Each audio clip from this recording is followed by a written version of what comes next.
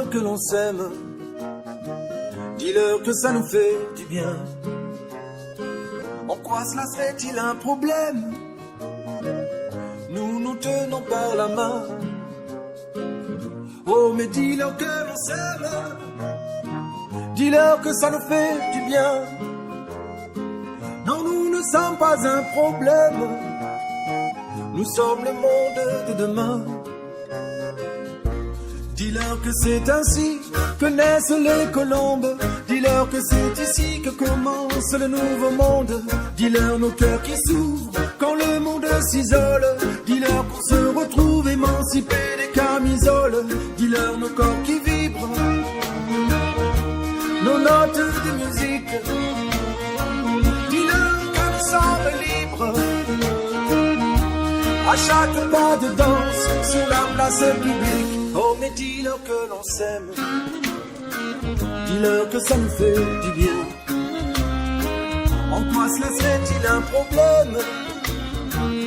Nous nous tenons par la main. Oh mais dis-leur que l'on s'aime, dis-leur que ça nous fait du bien. Non, nous ne sommes pas un problème, nous sommes le monde de demain. Dis-leur qu'on est unis, dis-leur qu'on est ensemble, dis-leur qu'on est en vie sur cette terre qui nous ressemble. Dis-leur que l'on avance, que c'est inexorable, croisant nos différences, suivant l'inaccessible étoile. Dis-leur que l'on invente un autre champ des possibles, comme ces oiseaux qui chantent au petit matin d'un grand soir, heureux et indocile. Oh mais dis-leur que l'on s'aime, dis-leur que ça nous fait du bien. En quoi cela serait-il un problème? Nous nous tenons par la main.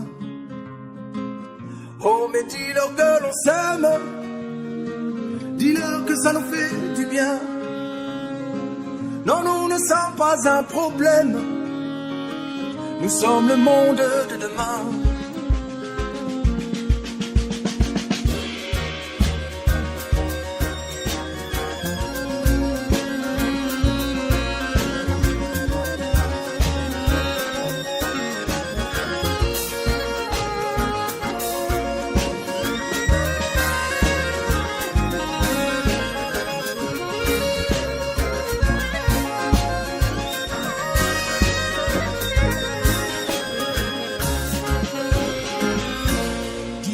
C'est ainsi que naissent les colombes. Dis-leur que c'est ici que commence le nouveau monde. Dis-leur nos cœurs qui s'ouvrent quand le monde s'isole. Dis-leur qu'on se retrouve émancipés des camisoles. Dis-leur nos corps qui vibrent, nos notes de musique. Dis-leur que nous sommes libres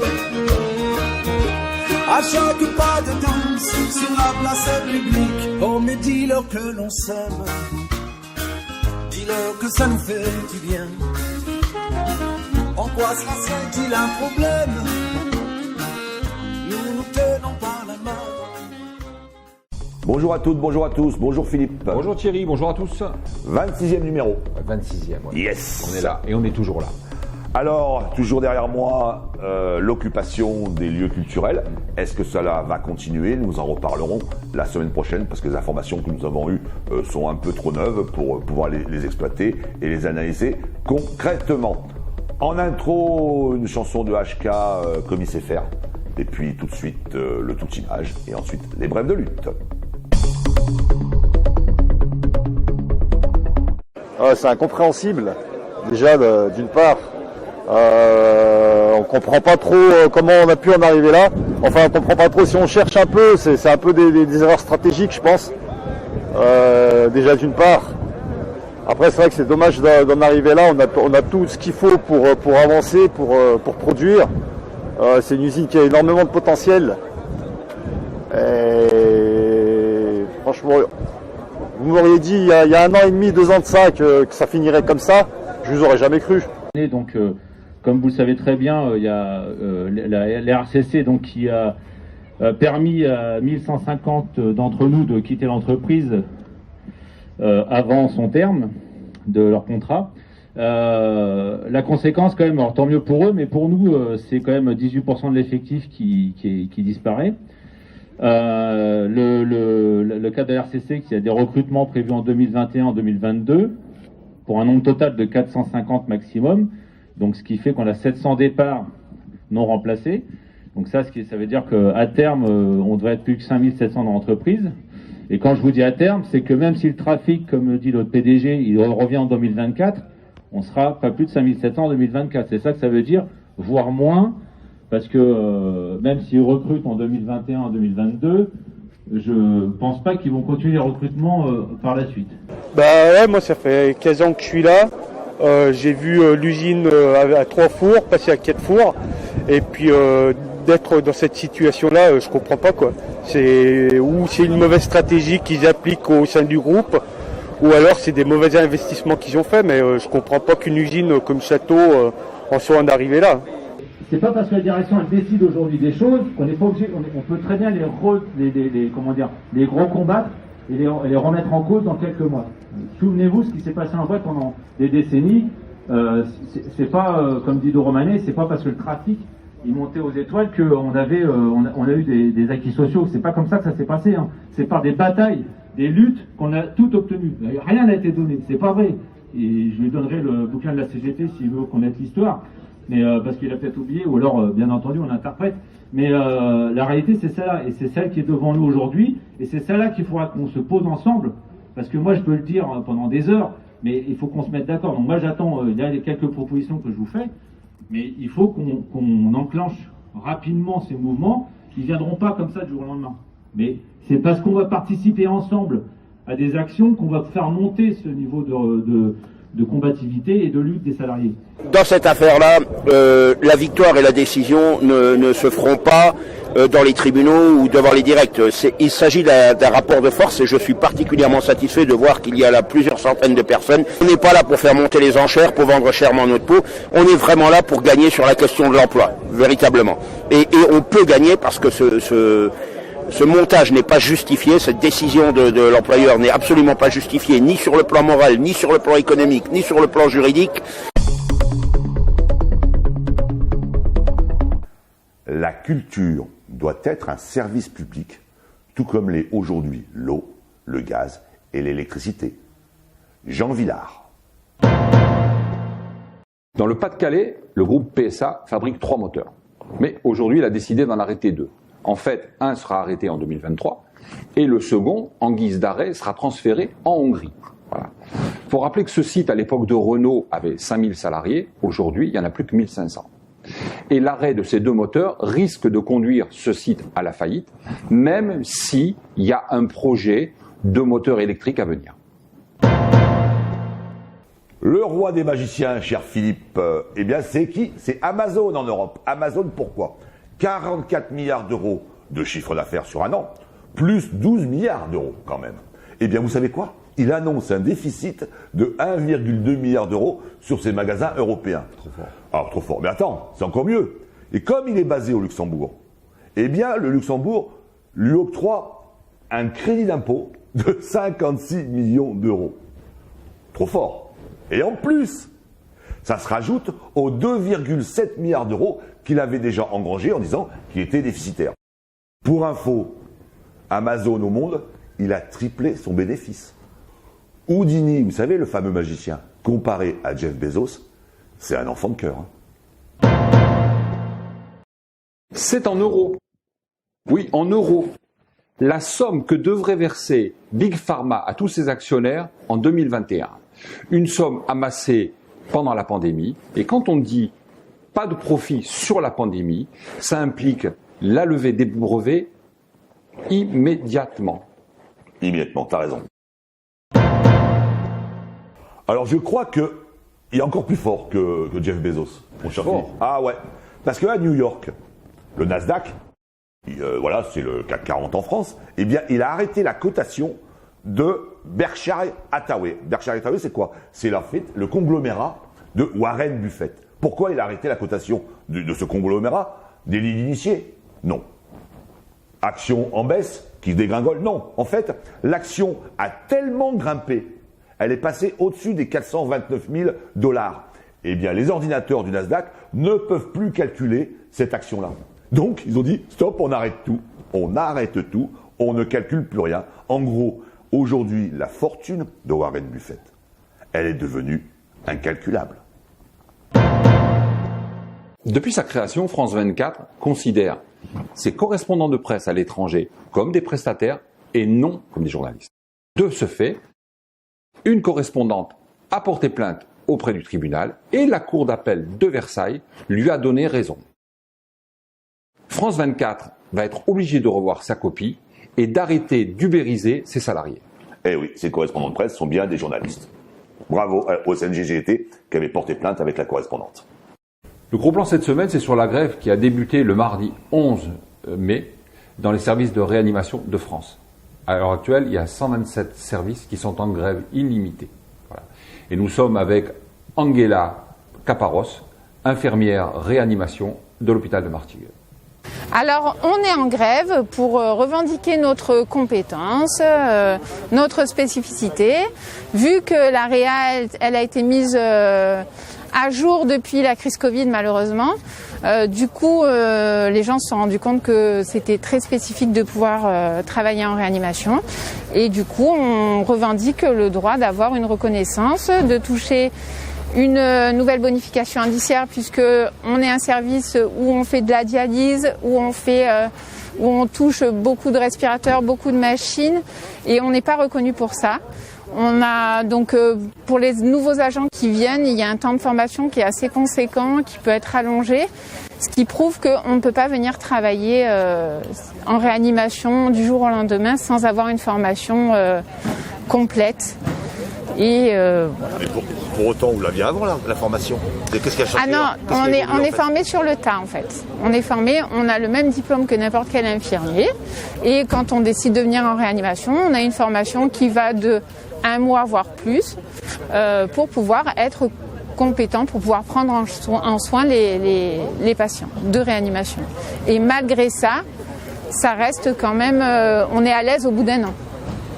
Et cette spécificité-là, elle n'est pas reconnue? Elle n'est pas reconnue. Non, on est des infirmiers généraux comme dans n'importe quel autre service.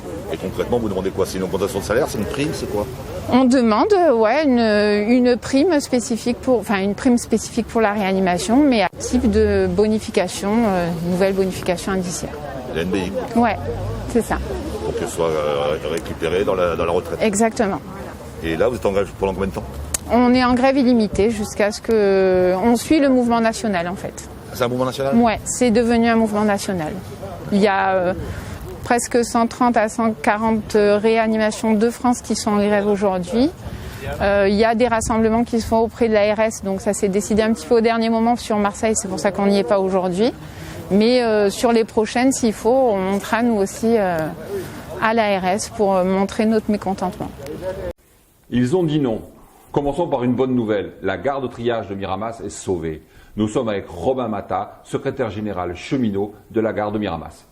Bonjour à tous et avant tout un grand merci pour votre patience et pour votre mobilisation. Pour vous dire que c'est avant tout une grande satisfaction. Une satisfaction de s'être retrouvé quand même là avec tous les acteurs économiques et politiques du territoire pour dire une chose, pour dire des choses que nous disons, nous, effectivement, cheminots et syndicalistes, depuis déjà maintenant 10 ans. Nous soldons aujourd'hui quelque part 10 ans de lutte qu'ont mené un certain nombre de nos camarades et de nos copains cheminots, qui sont de dire qu'aujourd'hui la route seule ne peut pas tout et qu'il faut un report modal, qu'il faut revenir à un modèle de développement du fret ferroviaire lié aux wagons isolés. Tout cela ont été des déclarations qui ont été dites aujourd'hui et qui ne sont pas rien. Maintenant, se pose la question du financement, s'est posée la question du financement et de la hauteur de ce financement-là. Nous arrivons là aujourd'hui avec la métropole, la région, toutes les collectivités territoriales, donc l'État et SNCF Réseau à un total de 16,7 millions d'euros. Autant vous dire que nous sommes à quelque chose près d'un scénario haut de ce que nous appelions la rénovation intégrale. Nous y sommes à 1 million près et aujourd'hui, la SNCF n'a pas souhaité débloquer ce dernier million. Nous sommes confrontés à un problème qui est celui d'une entreprise qui n'a pas saisi l'intérêt qu'il y a aujourd'hui à se positionner. Ce n'est pas fini, mes camarades. Aujourd'hui, nous marquons un point, un grand point. Il va y avoir des revoyures en 2022, en 2025. Le plan aujourd'hui présenté par SNCF Réseau va jusqu'en 2025. Il parle de rénover au trier à la gare Évité 5 faisceaux sur 6. Donc comme je vous disais, 5 sur 6, nous sommes à rien de l'intégralité. Eh bien, autre bonne nouvelle, mon cher Philippe, Saint-Villiers, les fondeurs de l'Aveyron. En gros, ils ont occupé leur usine pendant 23 jours, ils ont eu raison, puisque effectivement Renault et le gouvernement ont décidé de revoir leur dossier. D'autres repreneurs sont sur les rangs pour justement permettre à l'activité totale de reprendre. Donc en gros, il n'y aurait pas de licenciement, pas de perte d'activité. En tout cas, un dossier à suivre. La lutte paye. Par contre, à Dresserand... Alors Dresserand, c'est beaucoup plus compliqué, c'est même scandaleux, parce que Siemens supprime 250 postes sur le site Dresserand du Havre, et en même temps, va construire une usine qui va fabriquer des éoliennes pour mettre en Manche. 200 dossiers des licenciés ont été présentés à Siemens, ils ont tous été refusés.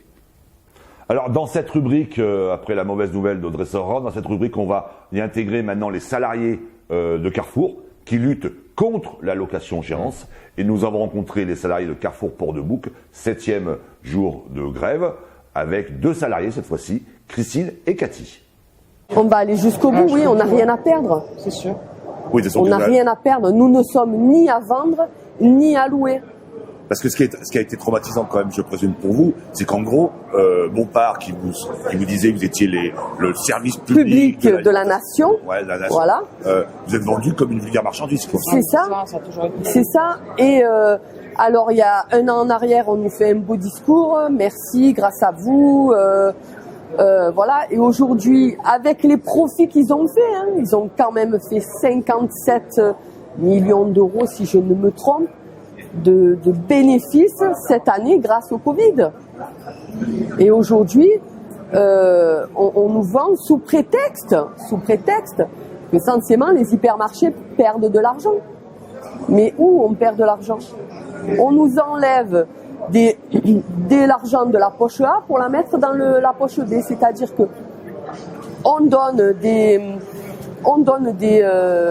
loyers à Carrefour. On donne des provisions sur investissement à Carrefour, on paye les camions à Carrefour, donc ça reste le groupe. Ça reste le groupe. Il est quand même compliqué de voir que un groupe qui rachète pour 500 millions d'euros leurs propres actions, juste pour les faire monter en bourse, et ils se débarrassent de nous comme des serpillères. Ouais, voilà, c'est ça. Vous en étouffez. Exactement. Donc s'ils veulent nous faire mourir, non.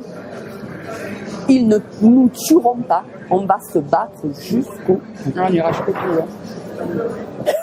Pour nos enfants, pour ma petite jeune copine qui est très timide, hein, qui n'a pas l'habitude du combat, qui vient de rentrer dans la société, qui souhaite évoluer, ce qui est bien, parce que c'est très bien que les jeunes, ils ont envie d'évoluer, qu'ils ont des ambitions. Qu'est-ce qu'elle va devenir, ma petite copine? Si on passe en location-gérance, jamais elle n'évoluera, cet enfant. Et elle va rester toute sa vie à 1 000 € par mois. Nous vous en parlions la semaine dernière et nous revenons vers vous cette semaine avec Claude Dutil, qui est présidente de l'association du renouveau des papeteries de Bègles. Le but, c'est de relancer avec les ex-salariés cette activité. Notre projet, en 2 mots, je vais vous le résumer. Déjà, on prend les 91 personnes. On était 91 personnes. Nous, notre projet, c'est on prend les 91 personnes et on repart avec 91 personnes. Aux mêmes conditions en fonction de la masse salariale, etc. C'est-à-dire que s'ils gagnaient X avant, ils gagneront X après. Pardon. Donc, nous, notre projet, c'est on prend tout ce qui est... vous savez, les vieux papiers sont classés, c'est des trucs qui sont cotés en bourse déjà, les vieux papiers, c'est des déchets qui valent très cher, et ils sont classés par catégorie. En fait, moins il y a de contaminants dans la matière première, plus la matière, elle est noble, on va dire. Parce que nous, notre idée, donc, c'est de récupérer et récupérer toutes les. Alors, à Bordeaux, c'est les poubelles jaunes. Vous savez, là où on met les papiers et tout ça. Nous, on est capable de traiter 100 000 tonnes. C'est ce qui correspond à peu près à tout ce qui est la région Nouvelle-Aquitaine. Donc, nous, avec ce papier-là, nous, on est capable de le décontaminer, de sortir plastique, polystyrène, ferraille, parce qu'on trouve de tout. Hein. Et de cette matière première qui est une poubelle, on est capable de faire de la matière première propre. Notre produit, c'est d'un déchet, on va être capable de l'amener à faire une valeur ajoutée pour le bien de la planète.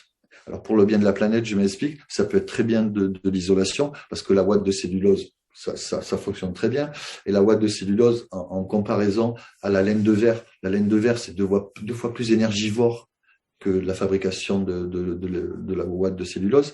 La laine de verre, quand on démonte quoi que ce soit, la laine de verre, ça se recycle pas, ça se brûle ou ça s'enfouit. La cellulose, si vous voulez, c'est biodégradable. Donc ça repartira dans la nature. Donc nous, notre projet, c'est ça, de travailler avec l'agriculture aussi, parce que on a souvent l'idée de ces grands champs avec ces grands films plastiques. On a l'impression que c'est la mer, d'ailleurs, non, c'est du plastique. Et tous ces grands champs, avec le papier et la technologie actuelle, on est capable de remplacer tout ce plastique, matière fossile, par une matière biosourcée comme les vieux papiers. Surtout la papeterie, c'est une industrie lourde. Même si nous, on a une petite capacité, on peut faire 90 000, voire 100 000 tonnes maximum, comparé à des usines comme on a dans le coin, ils font 500 000 tonnes. On est une petite structure, ok. Mais nous, on a une force, c'est la diversité. On est capable de changer très vite de production par rapport à des grosses sociétés qui, elles, plus elles changent, plus elles perdent de l'argent. Nous, c'est pas ce cas-là.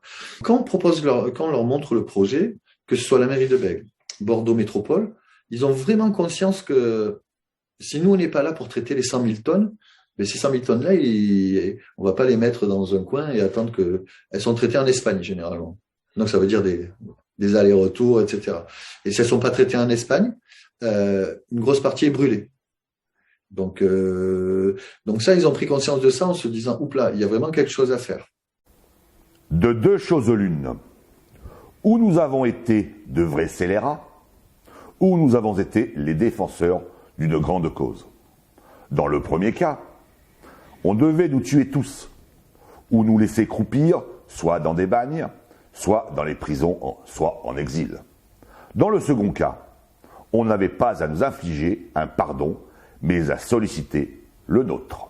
Un texte de Jean-Baptiste Clément, La revanche des communaux, en 1886. Nous vous proposons cette semaine une anthologie, en fait, des écrivains de la Commune de Paris, Paris 1871, Vivre et écrire l'insurrection. Et en fait, c'est une anthologie qui est proposée par Alice de Charentenay et Jordi Braham-Shah à Folio Classique. En fait, c'est tous les écrivains qui ont écrit sur la Commune une manière de raconter la Commune de Paris. Il y a eu Karl Marx, Victor Hugo, Émile Zola, Flaubert, Verlaine, Monterland, et ainsi de suite. Donc de très grands auteurs, y compris d'auteurs inconnus. Une belle manière de raconter les 150 ans de la Commune des écrivains. Voilà, 26e numéro terminé, le 27e la semaine prochaine. Bien sûr. Rejoignez-nous sur notre chaîne YouTube, Plus belle les luttes, ou sur notre groupe Facebook Plus belle les luttes ou l'Hebdo des luttes. À la semaine prochaine. Au revoir Philippe. Au revoir Thierry, à la semaine prochaine.